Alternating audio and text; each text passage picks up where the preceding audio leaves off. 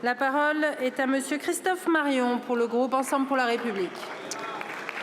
Merci Madame la Présidente. Ma question s'adresse au ministre de l'Europe et des Affaires étrangères. Monsieur le ministre, comme président du groupe d'amitié avec le Soudan, je dois vous avouer ma colère et ma honte aussi, parce que nous n'écoutons pas les souffrances, les cris des Soudanais qui sont confrontés à ce que l'ONU qualifie de pire crise humanitaire et de déplacement au monde.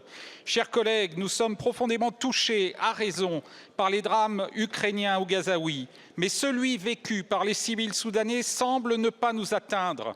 Pourtant, plus de 150 000 morts, 13 millions de déplacés, 12 millions de femmes et filles exposées aux violences sexuelles, des pratiques génocidaires au Darfour et 25 millions d'humains menacés par la famine.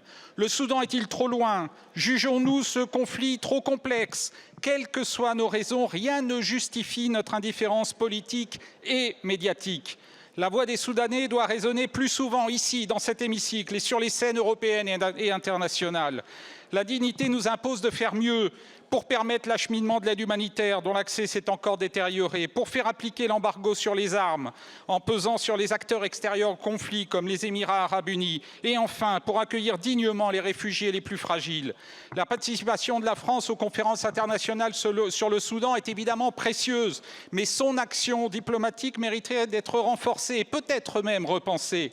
Car peut-on vraiment continuer à appeler de nos vœux la mise en place d'un gouvernement civil tout en refusant de choisir entre paramilitaires d'une part et gouvernement du général Al-Burhan d'autre part? Tous les Soudanais démocrates que j'ai rencontrés me le disent, une transition démocratique ne pourra jamais voir le jour sans paix.